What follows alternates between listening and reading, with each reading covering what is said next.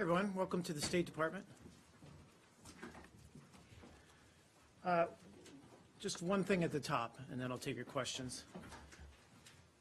The U.S. Department of State mourns the loss of Richard H. Solomon, a distinguished diplomat, peacemaker, and scholar who devoted his life to building bridges between the United States and East Asia.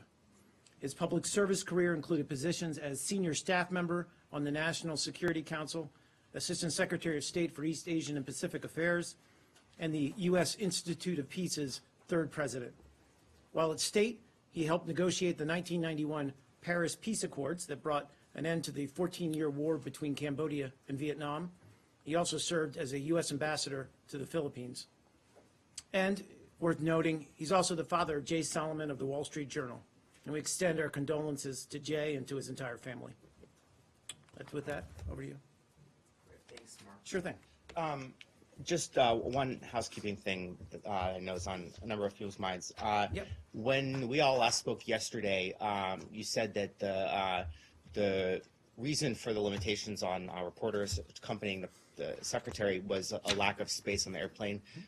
Is that argument still operative? And if so, can you explain why, once a seat was identified on that plane that was available, the decision was made rather than to allow the press to send a pooler who would share information and actually allow us to work around not being there personally?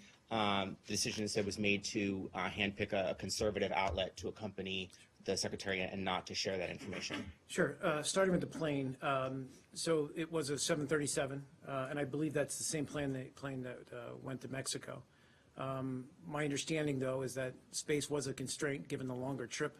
I know we did accommodate, I think, at least one or two members of the press of Mexico. Again, I wasn't on that trip, so I don't remember exactly. But given the length of the trip, which also affects staffing needs, corresponding staffing needs, including crew, then there were a significantly reduced number of seats available, not only for the press, but also for staff to support the secretary. With respect to the press seat that was made available on the plane, I did speak to the fact that there might be a seat available the last couple of days. It was determined, and many of you know last night, found out that the one seat that was available, it was decided to take a journalist who was not, or from an outlet that doesn't normally travel with the secretary, as part of an effort to include a broader representation of U.S. media. I do want to note, though, that there's 23 reporters who are on the ground in Tokyo right now. I think 17 of them are U.S. press and 6 local press, which means based in Tokyo correspondents. And all of them are going to have access to Secretary Tillerson's media availabilities, press sprays.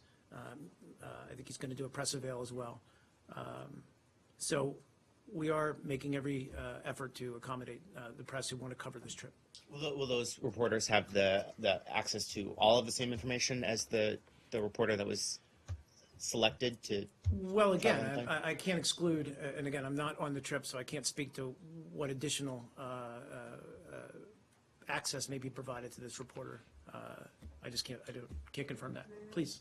Okay, you said that this is part of a broader effort to include a broader participation of U.S. media. Mm-hmm. But by doing that, if there was, first the State Department said that, there was no press.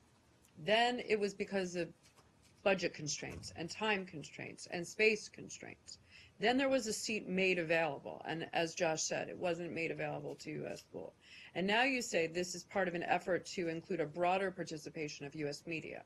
So does that mean that in your effort to include a broader participation of U.S. media, that the foreign policy journalists and diplomatic press corps that have traveled with the Secretary for ages and are steeped in the issues of foreign policy and that are at this podium questioning about U.S. policy and the various developments every day are being kind of excluded? No. To answer your last question first, and I'll unpack the rest of it. So certainly not. And I would never want to imply in any way, shape, or form that we don't respect and Well, acknowledge, I let me, think let the me, let me, let implication me of keep this going. move Let me, is let me give me a that's chance to what it answer. We respect and acknowledge the level of expertise, the commitment of the individuals in this room. And you know, nobody does that more than I. But unpacking the rest of your question, I guess all of the above applied in this case. So the Secretary did decide to take a smaller plane on his trip to Asia. That did result in space constraints for the trip. It did also result in, sorry, let me just get, and then you can come back to me, I know. It also resulted in a significant cost savings. I don't have those numbers in front of me, but I can get them for you, or DOD can get them for you, because they ultimately control the cost aboard that plane. And I know that press pay for their fair share, their ticket, but overall, it does have a broader effect, if I could put it that way, on the cost of the trip. That said, there was a decision made late in the game to take this journalist on board, recognizing. I'm not aware of when that decision was made. That they were offered it last week. Yeah, I mean, so as I said, I wasn't, sorry, can we let's just, keep going. we're gonna unpack this, guys, sorry. So I wasn't a part of that decision-making because I wasn't on this plane, on this trip. You know how that works as well. When you're on the trip and the press or media representative on the trip, you're involved in the trip planning. So I wasn't involved or steeped in the trip planning, but that decision was made. It doesn't necessarily reflect in any way, shape, or form on the opinion that we have of the press corps that follows Well, I and didn't covers say it- the Secretary of I State. didn't say it Sure. reflects your personal opinion, Mark. But, the new State Department leadership, I mean, I don't understand why, I mean, I just think we'd like a little bit more rationale. I mean, I also would like to know if you think it's very unfortunate that at this important juncture of U.S. foreign policy, on a critical, serious foreign policy crisis such as North Korea, that we are sitting here asking questions about why the State Department is excluding the diplomatic press corps I from would agree with traveling with that. the secretary and offering a seat to a I would agree unilateral, with and that we're and not I'm- talking about the So I serious would agree issues with about that, North and that's Korea. why I'm up here at the podium trying to answer your questions specific to the policy priorities of this trip and the issues that are going to be discussed. I'd much rather have this conversation offline. But that said, I'm willing to answer your questions because I do it every day. I try to stand up here and answer your questions the best of my appreciate that. ability. No, I get that. But with respect to this decision, I wouldn't extrapolate that there's some intent to ostracize the media in this room. Well, is And there I can say going forward, sorry, let me finish. And I can say going forward that, and I've said this, that every effort will be made to accommodate a press contingent on board the plane. But in this specific trip, an instance, it was decided to make an outside the box, if I could put it that way, decision to bring somebody in who doesn't necessarily cover the State Department, a media outlet that isn't steeped in foreign Well, policy. I mean, is to this give a how new, fresh Secretary perspective. Tillerson wants to kind of debut his important diplomatic mission on a foreign policy crisis? But- And let me Okay, yeah, finish. go ahead. And issues such as what's going on with North Korea and China, he's setting the table for, the President Xi's visit next month Right. to the White House, and all of these kind of important diplomatic initiatives that he's going on. Yet you took the opportunity, as you said, to go out of the box and take a reporter from an outlet that is not at the briefing every day or ever, as far as I can tell, and does not know anything about these foreign policy issues. So, I mean, could you explain that a little bit more? Again, I don't know that I need to explain it beyond what I've said, is that this was an effort to include a broader representation of U.S. media.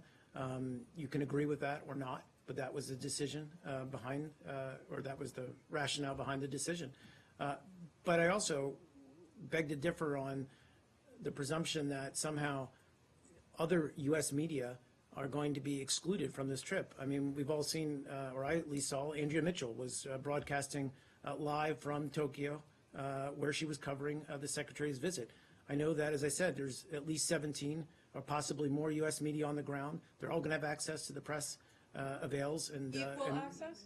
yes, Yeah, that's good. please. Also, just, Yeah. who made the decision to take a reporter and this particular reporter?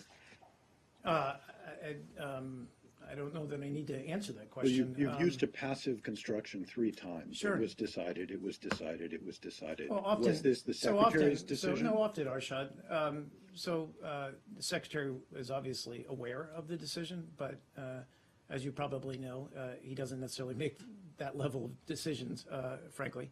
But the reason I put it in the passive voice is simply to say that these are decisions that are made often by groups of people, and that goes into any kind of logistics planning for the Secretary's trip. So who made it? I mean, what is the problem with saying who, what is the group of people that made that decision? It's the senior staff that come together when any trip is being planned and make those decisions at the 7th floor level. Who is paying for the journalist's trip? Is the State Department picking up the tab? No, I or- believe the organization, Okay. the Third, media outlet is. what benefit does the State Department believe it confers on the reporting of U.S. foreign policy to establish what has hitherto not been the practice, which is to say to establish a pick and choose system whereby you select individual reporters or news organizations rather than going with what had previously been the practice, which is to include a wide array of news organizations and at a minimum a wire service reporter who would share the information with all the other regulars and whose news organizations have very wide dissemination of their reports. What is the advantage that this confers in the department, the secretary, or the group of people who made this decision Sure. view? What is the diplomatic or other advantage you get? Answer that, and then I understand there's a lot of questions around this issue. I'll do my best to answer a couple more, and then I'd like to move on if that's possible. With respect to your question, what was the advantage, or what was the, I'm sorry, one more time, what was the? What is the advantage to this? I There's think- been a practice of having a wide group of No, I people and understand, at a yeah. minimum of having a wire reporter Or a newspaper. or a newspaper, but No, I- historically it's more often been wires, but yes, or a No, newspaper who I- share I- the information with I really everybody understand- and it goes out I everywhere. acknowledge and What's the understand advantage? and appreciate So what's the your, concept what's the behind, advantage here? pool What reporting. is your Yeah. advantage here? What is the benefit? Again, I think, this is just an attempt to reach beyond the usual suspects, and I'm not trying to say that in a demeaning way at all, but it's just to Suspect say, is not demeaning? I'm using a term of art, a cultural term of art, or everyone knows what that means. What I'm saying is, this is a chance or an opportunity at the beginning of a new administration to look at outside the box, if I could say that, approaches to how we cover or how we handle coverage of the secretary. It isn't to say this is going to be the status quo or the new order going forward. This is just particular to this trip. I don't know at this point, but it's an effort, as I said, to reach beyond the normal procedures. And rightly, or that's exactly what you pointed out, Arshad. I just, again, want to stress the point that there's going to be broad access to the secretary on this trip. And we're doing our best to accommodate to our embassies in Beijing and Tokyo and Seoul to accommodate reporters, as we always do. The last one for me. Last if I one, and may, then last Michelle, one and then for me. that's, I'm sorry, I Last one moved for on me. to. What is, I get you say that you are trying to think outside the box. What I don't get is what advantage it confers to the department to look outside the box in this way. What does it get you New to have a reporter perspectives, on there new- that is not filing to the rest of the press corps and that does not appear to have longstanding knowledge of these issues? What advantage is there? New audiences, new perspectives. This is a conservative outlet. Again, A friendly audience? again, I'm not going to speak to, look, we can dissect, the cross-section of U.S. media, and we can spend the rest of the briefing doing that. This was a choice that was made to do something differently, that's been done for many, many years, as we all know. I can't say that it's going to be the policy going forward. I just can't speak to that. But at the same time that we're doing this, experimenting, if you will, taking it in a different direction. We're also meeting our obligations to provide access to reporters who want to cover the trip. Michelle, go ahead. Did the department feel like, I mean, because something has been done for many, many years, there's obviously a reason that it evolved to be that. So this indicates that the department feels that there was something wrong with that setup, which got the message to Not the at all. broadest. I don't think so. I think it's, again, just because you try something new and different, it doesn't mean necessarily that you're saying what you've been doing is wrong. Look, we all know that there's a very time-honored system for how we cover Secretary of State trips. I understand that. All of you understand that in this room. This is a little bit different way of doing it. Again, I'm not saying this is going to be the norm going forward. We're also, at the same time we're doing this, allowing this, we're also providing support for. Can we move beyond this? Hold on a second. Who's involved in this decision? No. Wait. Barbara. I just want to ask a quick question about the Human Rights Council. So it's been reported that Secretary of State sent a letter to 9 nonprofit organizations saying that there needed to be reform or the U.S. might withdraw. And his words quoted in the article are, the Human Rights Council requires considerable reform in order for us to continue to participate. So what's the process here? Is there like a kind of probation period, and then after which the U.S. might withdraw from the Council? And I have a follow-up after that. Sure. So I don't want to speak to the contents of what was a letter between Secretary Tillerson and these NGOs. But I think speaking to the broader question, a couple of points to make. One is that our commitment to human rights and fundamental freedoms is stronger than ever. Our delegation is now at the 34th session of the Human Rights Council. It's actively engaged. But the United States also continues to believe that only UN member states with strong records of promoting and protecting human rights should be elected to the Human Rights Council. I think our future engagements with the Council will consider the Council's actions with an eye towards reform to more fully achieve the Council's mission to protect and promote human rights. So I think this is an eye towards greater accountability and greater transparency with respect to human rights. I'm not predicting we're going to walk away from the Council. What I will say is that we're going to hold the Council and its members more accountable and urge greater accountability and transparency. So what do you mean by future engagements? Future engagements will consider the Council's With the actions, Council, is it? Yeah. working with the Council and the members of the Council. So you might decide not to work with it, but not walk away? Like Again, I don't want to predict that we're going to walk away from it. I think at this stage now, we want to try to urge greater accountability and greater transparency on the part of the Council. Accountability and transparency. Is there a reason why we moved away from the subject that we were on so quickly? I mean, I wasn't even finished. I feel like we've exhausted it, frankly. Do others feel that way? I mean, Isn't it that people should ask their questions? I mean, if Michelle has another you question, I very think she should be abruptly able to ask moved it. away from the subject. There were a few more follow-up questions. I mean, Go ahead. if you don't mind. Sure. For the White House or whoever made this decision to choose an organization that is not part of the pool and is an obviously conservative website or whatever you want to call it, doesn't that narrow the message and not broaden it? And what message does this send to the American public and the rest of the world? I think it sends a message that we're willing to look at new paradigms with our approach to the media.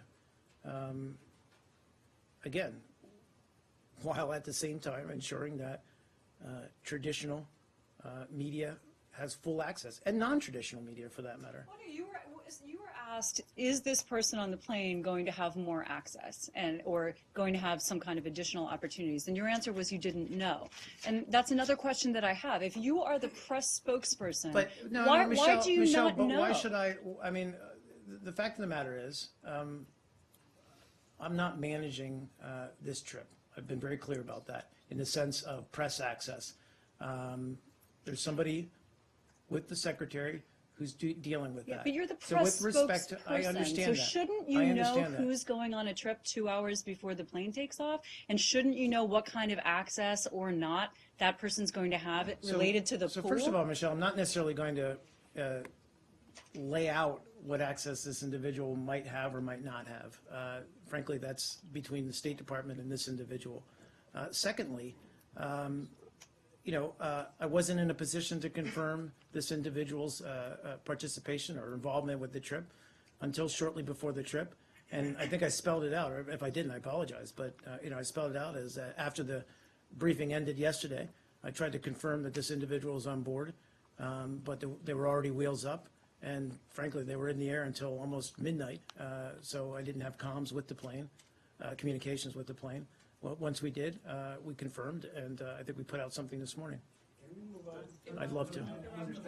I'd love to. I feel like, and guys, I'm not trying to move quickly away. I think I've answered now somewhere in the vicinity of 10 or 15 questions about this. Let me finish. But guys, we can talk about this offline.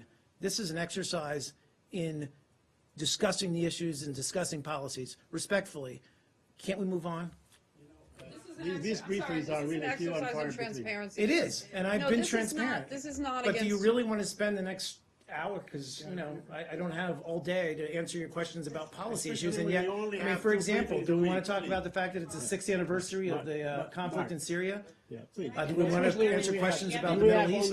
Yemen? I'd love to answer questions about Yemen. Go ahead, I Saeed. was chatting for. Yeah. First of all, today marks the 6th anniversary of the beginning of the Syria war. Today, do you have any comment where you are with the Syria war? What is your involvement? What is the effort forward? What is going on? Sure. As you note, 6 years ago this week, tens of thousands of Syrians did take to the streets to claim the right to express themselves freely, call for reforms, and demand justice. And as we all know, President Assad reacted to these peaceful protests with guns, with bullets, and with brutality. And I think it's important to note on this day and to recognize the sacrifice of the brave men and women from across Syria's diverse society who risked so much to build a better future for themselves and their children. We also remember the countless civilians, including many, many children who have lost their lives from torture, from starvation, and from attacks by the regime and its backers. The United States does remain committed to finding a peaceful diplomatic resolution to the Syrian conflict. All of us know how hard that is. We can only look at the talks in Astana and to see how they're struggling to reach a durable ceasefire. But that has to be the next step. And we support those talks. We support them even though we're only there in observer status. Please. We're a little bit confused as to what the United States is doing, which group that is supporting and so on. I mean, of course, you condemn the regime and so on, but there's been a great many terror acts in Damascus and around Damascus. Yeah. You have not condemned that. I mean, there was one today. There was Aware of one, the one 2 days ago and so on. So we have not seen a statement. So Sure. what is your position on these Qaeda affiliated groups that claim to have your support, Sure. claims to have weapons that were supplied by the United States? Well, a couple points to make. One is, you know where we stand with respect to al-Nusra, who rebranded themselves but remain an affiliate of al-Qaeda. I'm aware of the attack, or today's attack in Damascus. I think we're still trying to collect all the details of that to figure out what exactly happened. Saeed, you know as well as I do, we don't have the best eyes and ears on the ground in Damascus. So whenever we are looking at any event like this, tragic as it appears, we want to obviously collect all the details and before we make an educated guess as to who is behind that. But we condemn any act of violence, any act of terrorism. And Please. you still believe that Assad should not have a role to play in the future of Syria? We still believe Assad? The president of Syria, Bashar al-Assad. How would we view him? We view him as a brutal. We view him as a brutal man who has led his country into this morass. That said, it's up for the Syrian people. That means opposition, moderate opposition, working with, obviously, some representation on the part of the regime to try to forge a political transition. We believe that will be a transition away from Assad because we don't believe he can ever be an acceptable leader to all of the Syrian people. On Astana Michelle, let's stay on Syria. On Astana Stay on talks, Syria, then I'll go to Iraq. Russia has proposed yesterday a project to set up a constitutional commission to deal with drafting the constitution. How do you view this step, and does it contradict with the Geneva process? You know, Michelle, I've seen that. I'm not sure. I haven't had a chance to look at that very closely. I'm aware. I mean, obviously, drafting a new constitution was part of the overall process leading towards a political transition. So I'm not quite sure where this new proposal would fit into that process, as you say, or whether it's in accord with or in contradiction to the Geneva process. So let me look into that and get back to you. And the U.S. ambassador in Kazakhstan has met with the Russian delegation there. Yep. Do you have any readout for this meeting? I don't. He's any there. Coordination Sure. between It's the our two ambassador to countries? Kazakhstan. He's there, obviously, in an observer role. I haven't gotten the readout of his participation yet. Iraq. Let's see with Syria. Sure. Syria and then Syria. Please go ahead. The Hill reported last week that Senator McCain is very concerned that the U.S. alignment with the YPG in Syria is going to lead to a, quote, train wreck because the U.S. fails to comprehend the extent of Turkish opposition to the YPG. What would be your response to Senator McCain's concerns? Well, we certainly respect Senator McCain's opinion. Obviously, he's a very experienced senator, and he has broad knowledge of global affairs, including Syria. I think we've been clear in acknowledging that it's a very complex battle space in northern Syria.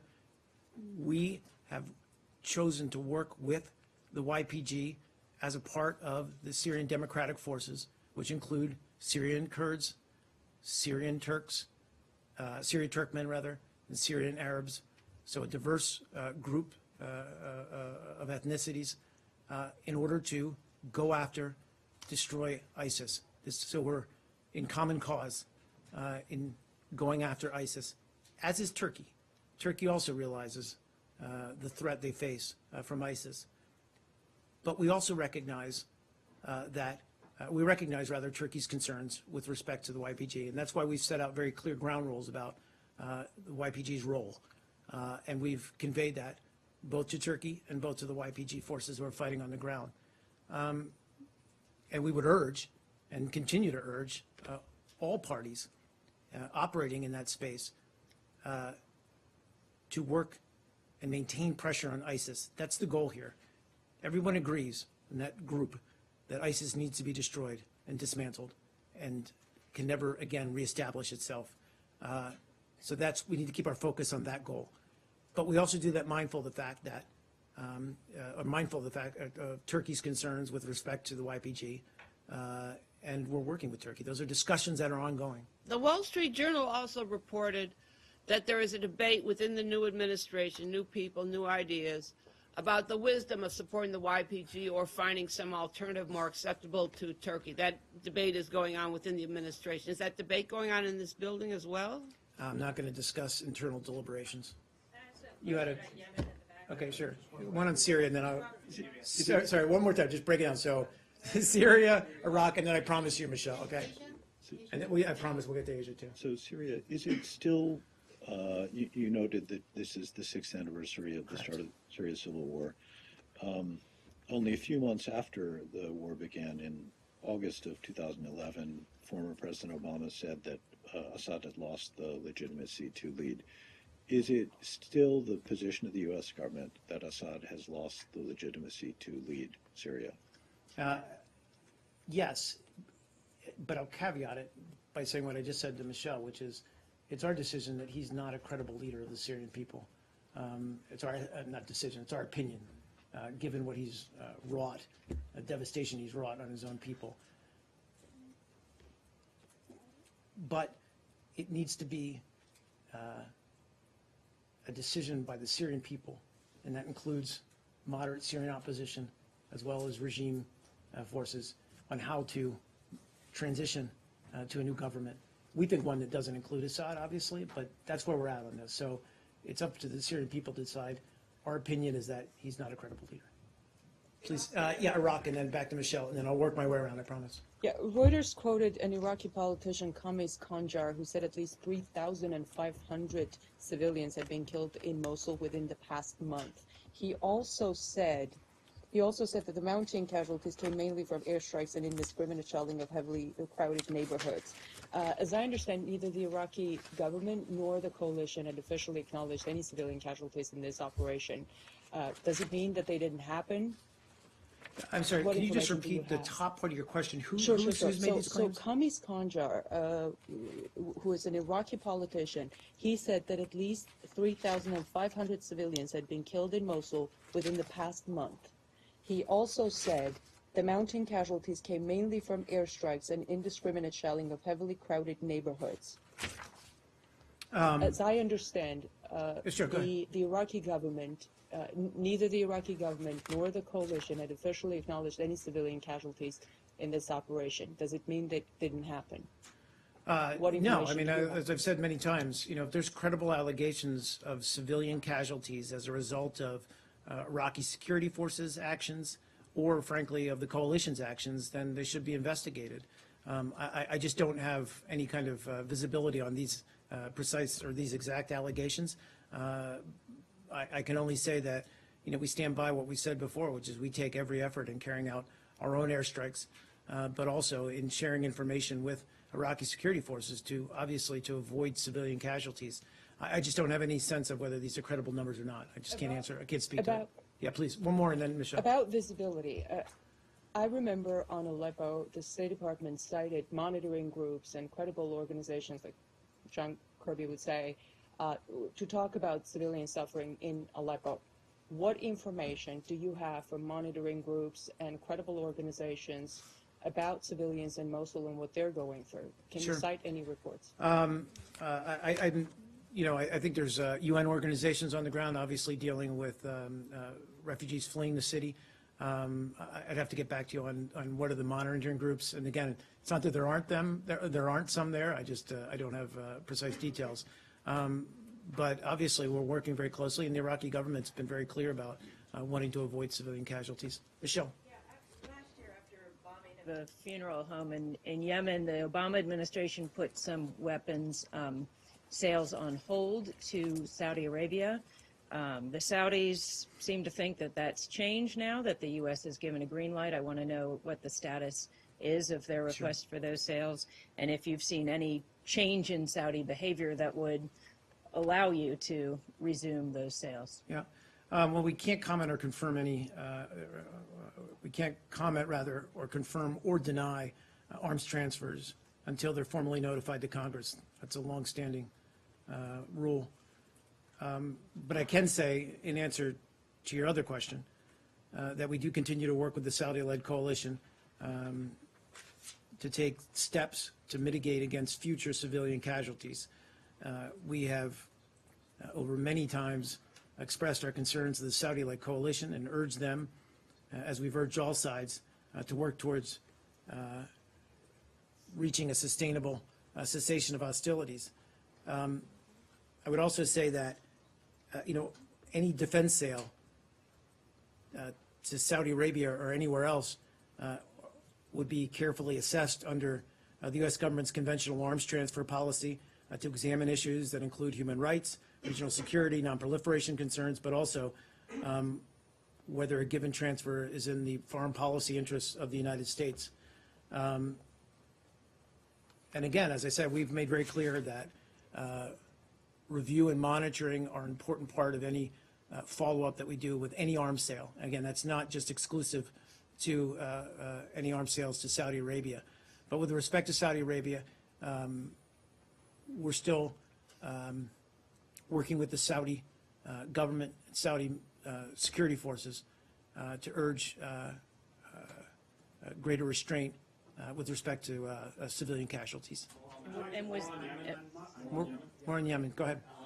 So your own human rights reports acknowledge countless reports of attacks on, schools and hospitals and infrastructure and whatnot. And when the White House put a hold on that weapons transfer, an official anonymously told Reuters, quote, "It's not a matter of how smart or dumb the bombs are, it's that they're not picking the right targets."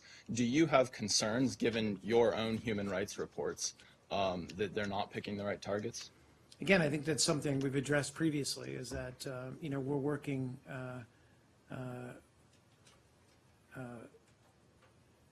to help Saudi Arabia improve its how it goes about targeting when it does decide to target, that it's targeting the right places and not indiscriminately hitting civilian targets. Right, but your own reports acknowledge countless atrocities. So is it your position that these are all accidents, or that some of them are on purpose?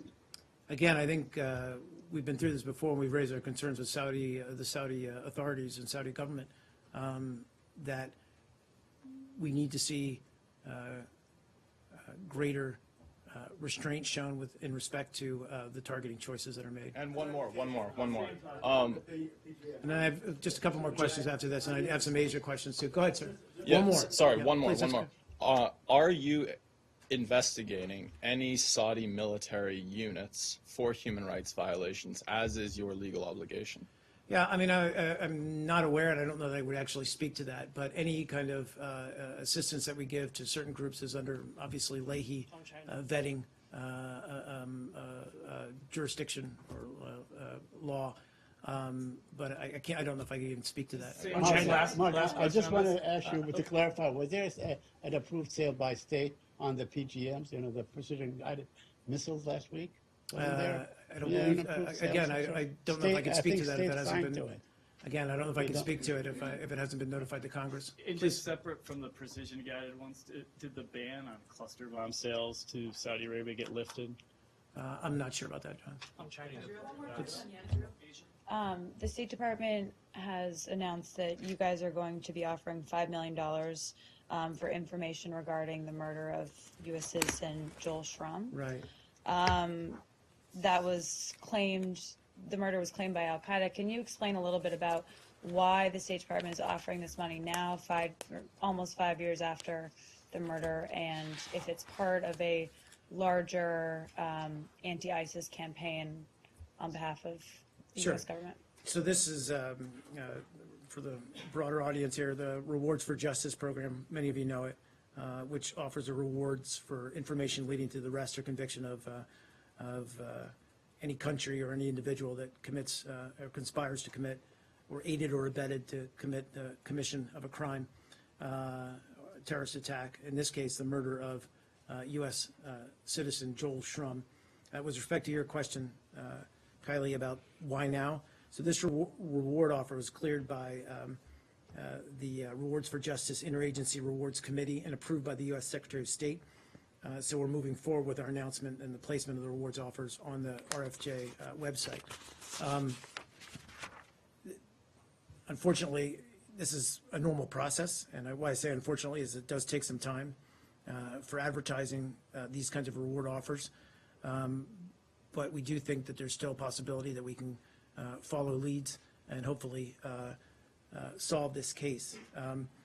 I do want to just note, because it's worth noting, about the victim for whom this Rewards for Justice is offered, and that's Joel Schramm. And he was shot and killed on March 18, 2012, while on his way to work in Taiz, Yemen, by a gunman riding on the back of a motorcycle who had pulled up alongside the vehicle. At the time of his death, Mr. Schramm was an administrator and English teacher at the International Training and Development Center, which is one of the longest-standing international development organizations in Yemen. And a few days after the attack, it was a terrorist organization, Al Qaeda of the Arabian Peninsula, AQAP, that claimed responsibility for the murder. And I think part of the reason, in spite of the delay, we never forget the victims of terrorist attacks, and we're going to pursue them to justice. So this is normal timing? It does take some time to process these and to get them posted, but we're still confident we can bring the killers to justice.